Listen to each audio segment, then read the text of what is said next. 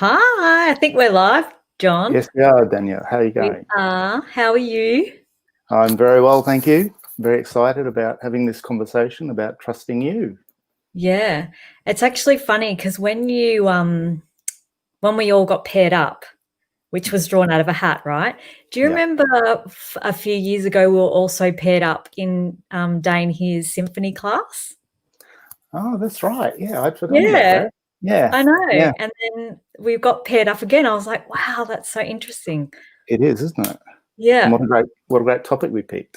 Yeah, so what does the universe know? And then and my computer's sliding off my bench. And then it was interesting because then you messaged me and said, "Hey, let's do trusting you." And I was like, "Yes," straight away. There was so much energy and fun and expansiveness in that topic. I was like, "Yes, let's talk about that. That's an Yeah, awesome topic." So I'm so let's do that. grateful that you chose that, John. Cool. So, what can you, what do you know about trusting you, Danielle? Well, it's funny because trusting me has actually been a muscle I've had to build in my life. Sometimes, like, there's been periods of my life where I've really trusted myself and I've just gone with it, and then there's been other times where I absolutely haven't.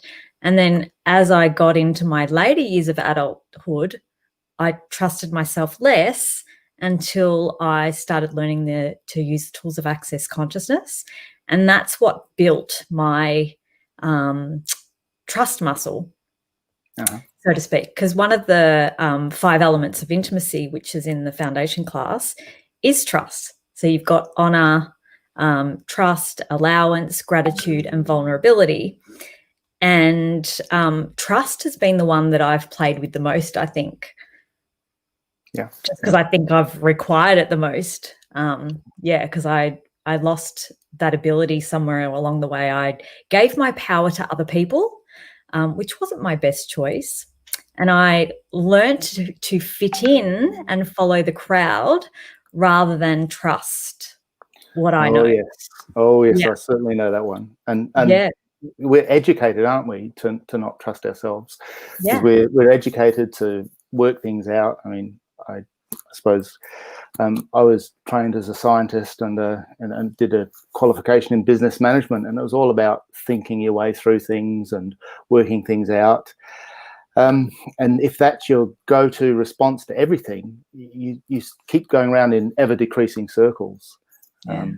Yeah, and as you said, when I first like you, when I first started learning the tools of access consciousness, I started to do this, but as you said, it's something you have to build over time, and it's something that, I mean, even today I learned new things about trusting me that I wasn't prepared to look at before. So I think it's an ongoing thing rather than something where you just say, "Oh yes, I've got that now. Thanks very much." Definitely. And society is always projecting at us to trust them. Even through TV, we're told to believe and trust in what the news is telling us and what the government's telling us. And right now, more than ever, it's really important that we trust what we know in all of this, because our knowing is far greater. It doesn't require thinking. It's actually way faster than thinking. And Gary often says, Gary Douglas, the founder of Access Consciousness, he'll say, your knowing is far greater than your thinking is, and your mind gets in the way of your knowing. It slows Yeah, everything down. Your mind's only there to compute what you already know.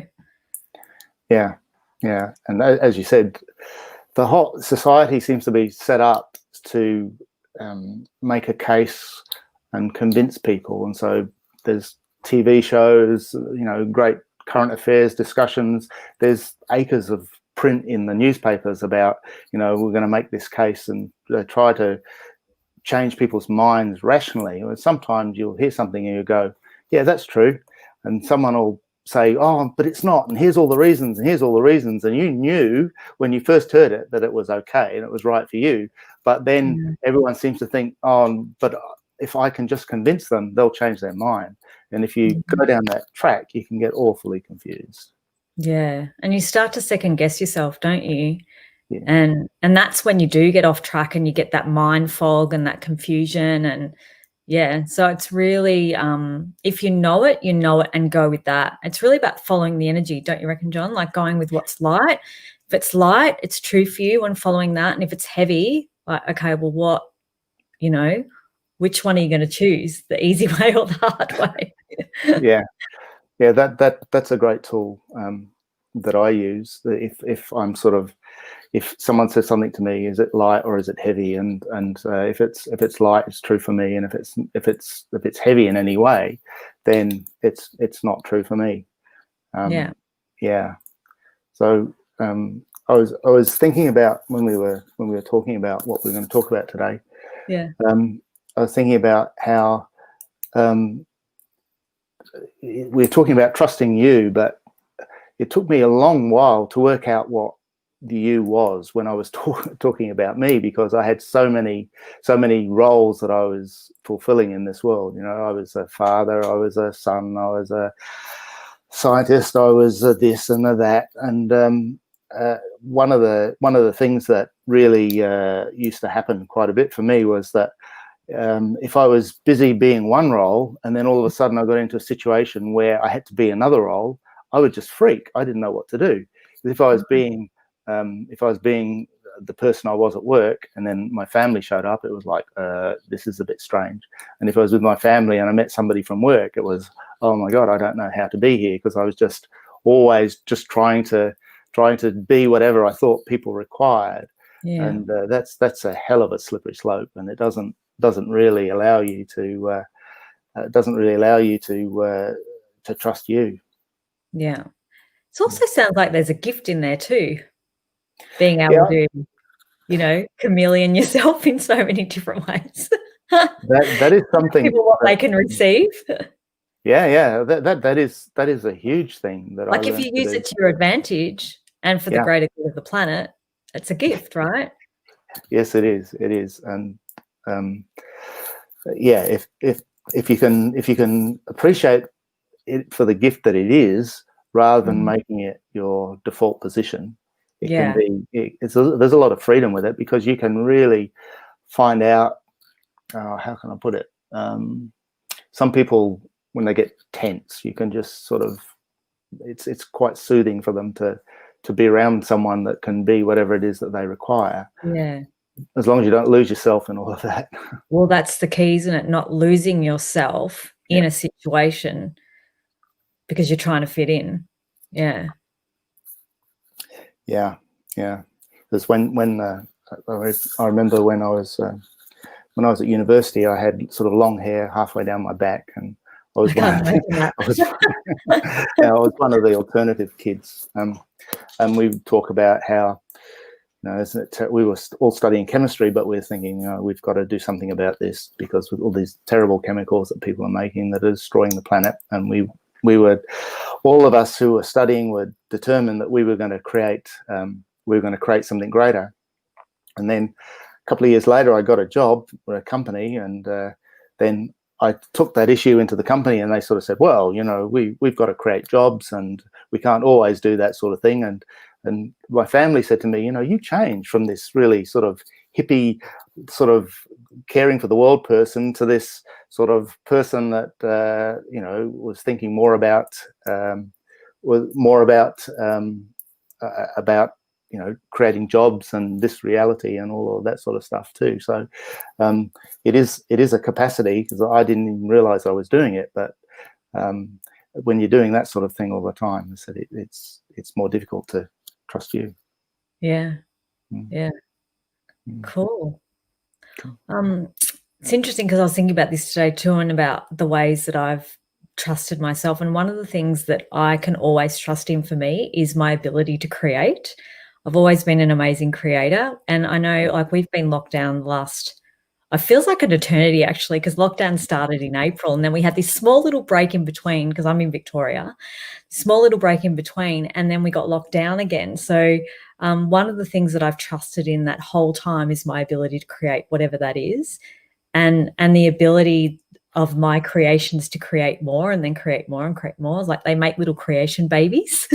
And even if that just means that I'm playing on TikTok, or And I'm still like looking at how that expands and creates more for my business and more for me and more for the people that I'm connected to.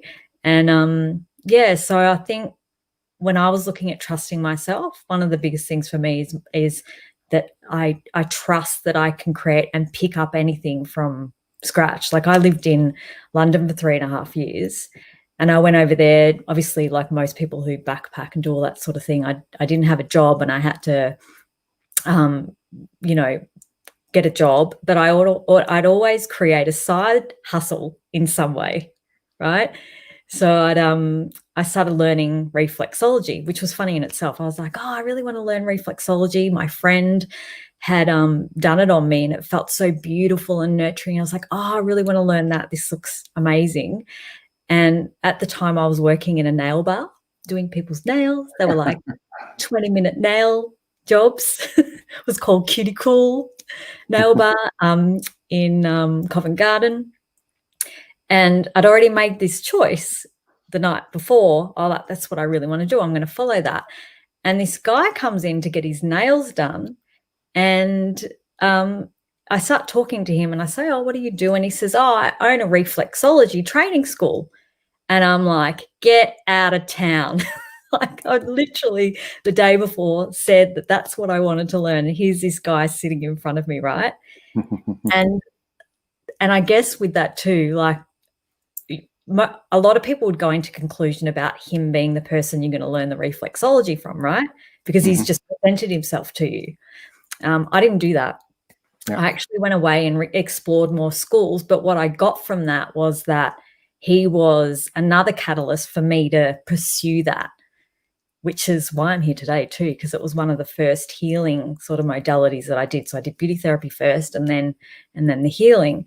And I chose this school, another school, and went through and did the reflexology and everything. So, and that created massive amounts for me, because then I went back to my boss that I was doing beauty therapy with at the time, and I said, you know, I've just learnt this new skill, and could we do some sort of business deal where I get my own clientele, you know, doing the reflexology. And she was like, yep, okay, let's do 50-50. So I always had the ability to create these little like extra incomes. And I was just looking at right through my life where I've done that, where I've had nothing and I've trusted myself and I'm like, I can do this. Like even in London as well, I created this dance class every Saturday morning, and everyone in the neighborhood would come to the gym and do this dance class. Every man and his dog, even people that didn't know how to dance, and I'd be teaching them these routines. And it was so fun, and I think, yeah, that's a big one for me, like trusting in my creations and what they create in the world. Yeah. Well, I guess with my background, it was almost the exact opposite to that, because it was everything was about thinking through. And when I did manage to create things, and I managed to create quite a few amazing things, but it was always like, oh, that was lucky, or that was something, you know, or I sort of said, oh, well, I thought my way through to that really well, didn't I?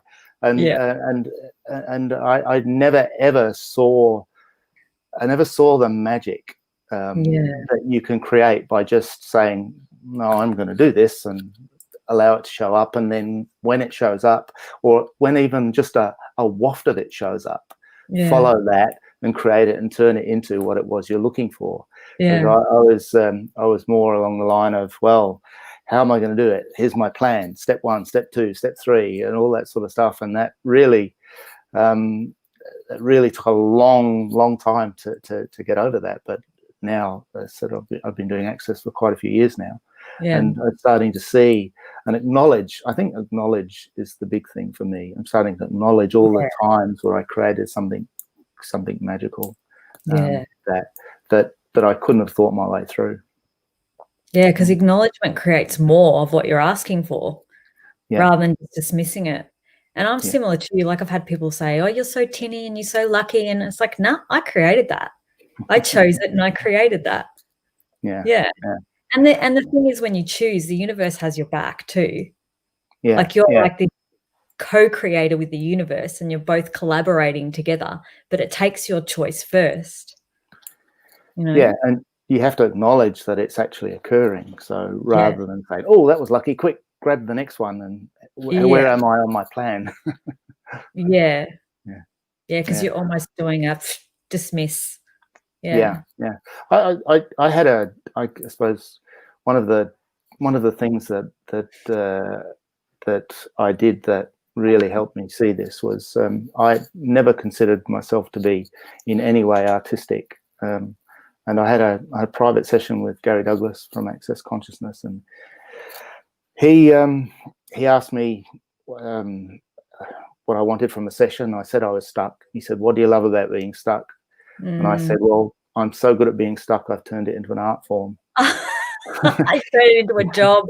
Yeah. Well, he said when you said the word art, your whole universe expanded. Would you be Yeah. willing to look at that? And I went, "Oh, you're crazy. That has, I can't possibly do that. I couldn't possibly do that." So he said, "Well, ask some questions. Does it seem right?" And he said, "Do you know a way of creating art that nobody else does?"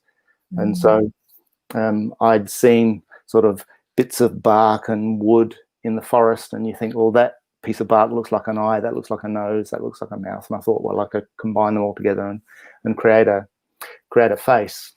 And so I did that. I went down to a friend's place in the country, and I got a car full of all these weird bits of wood and cut them out and put them together, and it looked like nothing. It looked like a pile of firewood. So I just went into the art shop and bought some sheets of card and a scalpel, and started cutting shapes, because I realized that when I look at things, I see shapes. Cool. And so I started cutting all these different shapes out and putting them together, and just kept asking, what else is required here? What else can I add to this? What else could I do differently here? Which are all tools of access. Ask a question.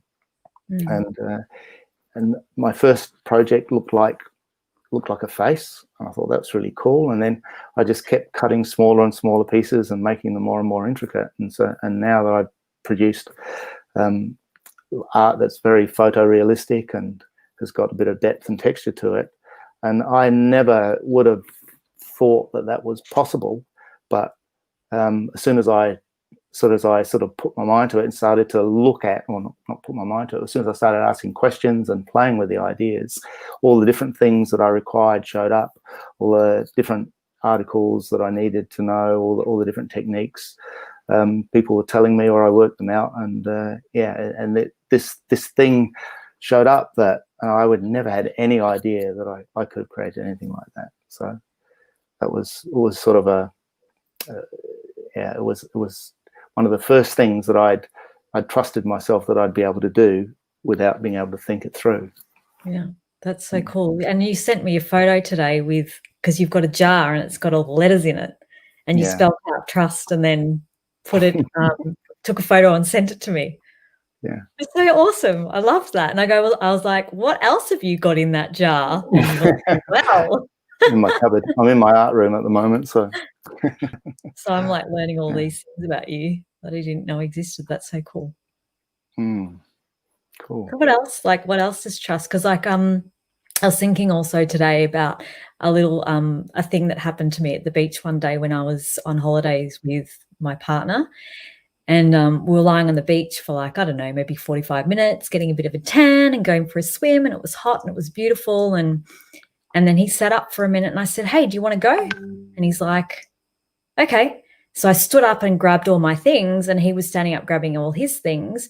And then just as I said that and picked up the stuff, this huge wave came up really far into the shore, because we were way up high away from the water, and washed everyone's stuff everywhere. There was keys floating places. There was books, there was phones, there was bags, there was everything. Now my bag had my phone and all those things in it, but I already picked it up. So I saved my phone, saved all my paper, like saved everything that was in there. But there was people that were like scrounging to try and find their things. And I was like, wow, that whisper of the universe that you hear, that little whisper, like you need to move now. And then you taking action and listening to that, trusting what you know and not second guessing, oh no, and then like dismissing it, and then you being washed up. It was like that trusting in that split second, and then, choosing and then going, wow, how cool is that? I've had so many moments like that where I have trusted and where I haven't. And I've gone, I knew that was going to happen. And then I was like, damn. Or I knew that was going to happen. And yes, I trusted myself and went with it. Do you have like stuff like that happen to you? One of the first times that I noticed that was I just started Access, and my daughters were living with me. They were in their teens, and one of them and they'd moved from their mother's house to my house, and so they had to go to a new school, and they were just making new friends. And I remember one of my daughters met this girl, and she invited her around to our house, and immediately I went, I don't know whether this is the sort of person that would be a great friend for my daughter. That she had the capacity to create some really weird shit, and I sort of used the tools and got my daughter to be in question rather than tell her, look, I don't think this is a great idea. But it was a very strong knowing, and then about 2 months later, my daughter came to me and said, "Oh God, Dad, that girl, my God, you should hear what she's done, how she's trashing her life." And it was really quite. I was really quite taken aback when I first met her. I thought, I know. Oh, okay. Now this potential friendship could create something that my daughter probably doesn't want. And it was such a visceral thing. And there's a real energy, isn't there, with either people or when you walk into a room. And most people can relate to that when they walk into a room and they just feel like, oh, there's something just off here. Like, what is that? Or there's something just off with this person, or there's something off with this situation. And then asking questions around it. Should I keep going down this path? Should I keep interacting with this person? And trusting that you know stuff around that. And then there's like that double whammy, isn't it, when you're a parent and you're dealing with your children, and then you've got to empower them but not tell them what to do. What happens when you tell a humanoid not to do something? They just got to do it. Exactly. So you got to like empower them by saying, hey, what's that going to create? If you keep choosing that, what's that going to create? It was a question to ask yourself too. It is, it is. And I suppose another time when that knowing and trusting thing occurred for me was I'd been working for a company for 25 years, and I had a job, and I was really over it, to be honest. The job was just not doing anything for me, and I asked the question, is it time to leave? Is it time to leave? And for about 6 months, no, I carried on. And then one morning I got up and I thought, well, it's time to leave. And this was, so I had to give 3 months notice. I gave 3 months notice. And right as I finished my notice, the global financial crisis hit. And I talked to a lot of other people about work, and they said, yes, there's plenty of jobs. Come and see us when you've finished. And I went and saw them, and they said, no, we're not hiring. We're not, sorry, no, we're all panicking basically because of the global financial crisis in 2008. But there was just something that I thought, oh, well, something else will show up, and something else will show up. And a year later, I did that session with Gary Douglas, and he said, well, why don't you look at art? And just having the energy of the art in my life was such a contribution that it enabled me to set up a consulting business in energy efficiency that supported me for quite a number of years. So I sort of I had the opportunity to withdraw my notice if I'd wanted to on that first job, but it was just no. I know I've got to do this. Yeah. It's like no, and now's the time. Yeah. And now's the time, and now's not the time. Yeah. It's like there's so much trusting in you when it comes to that. Yeah. That you're going to know when the time is. Yeah. Yeah. And they're not beating yourself up in the process either. Why don't I know right now? Yeah. Yeah.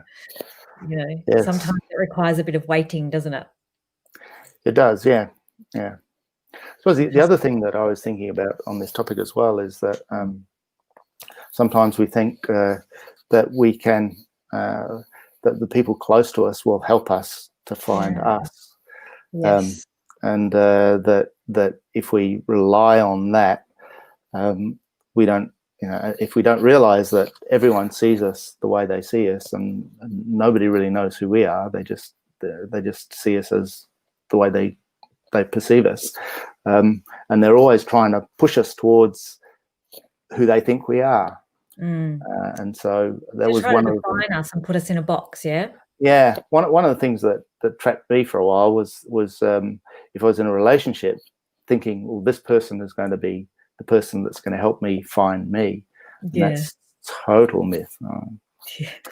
As we say in Access, not bright. Cute, but not bright. Yeah. Cute, but not bright. That's the word. I couldn't think of cute. Yeah. Well, isn't that funny how when people often get out of relationship, they're then saying, I have to find myself again. It's because they lost themselves in the relationship. So they're off trying to find themselves again after it's broken down. Exactly. Yeah. Yeah. What if you could be in a relationship, still have you? What if you could leave the relationship and still have you? Yeah, exactly. Exactly. All just choice, huh? Yep. Yep. Yeah. And then same goes with jobs and all the things that you choose and that you're in. Yeah. Don't lose yourself in your family. Don't lose yourself in your job, your chosen profession. You still get to have all of you, and choose what works. Cool. Cool. Somebody's asked a question. Can we see the woodcraft? The woodcraft. The woodcraft. Well, I have to say that the wood piece was so bad that I didn't even take a photograph of it. But